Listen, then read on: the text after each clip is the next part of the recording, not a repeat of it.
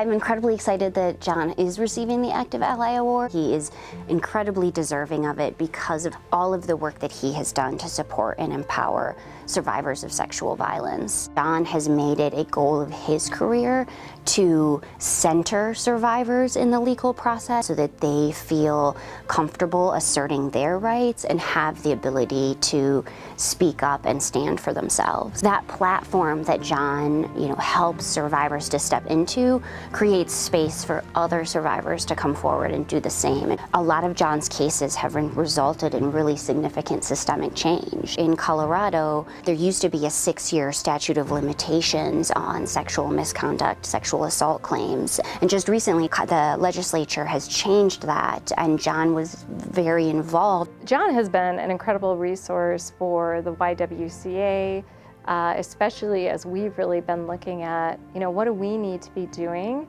to advocate in the space for women and girls, for their health and safety. And John also, I think, has this incredible way of bringing people together, about being able to acknowledge the problem, make sure that it's being addressed, and work across as a bridge to make change.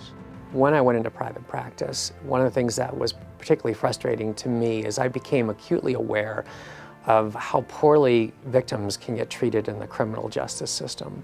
So I tried to see how could I have an impact more broadly on the criminal justice system so that victims, particularly the victims that don't have lawyers, how do we ensure that they get consistently better treatment than they're getting? That's when I started my practice here in Boulder that was focused just on crime victims. We worked on different policy issues, different legislative changes, and then started the Rocky Mountain Victim Law Center, which is a pro bono nonprofit that represents victims of crime in criminal cases. I feel like where we are today versus where we were 20 years ago is a world of difference, and I think the work that I've done along with some of the other people that I've gotten to work with has made a big impact for those victims.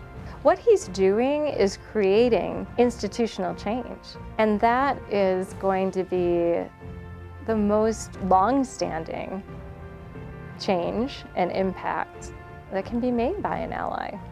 The people in my life, the most significant people in my family is my wife and our kids, and they're both girls, and so I have an acute awareness of the importance of trying to make this a safer and better place for women and girls, and so being selected by women for an award like this is just a great honor.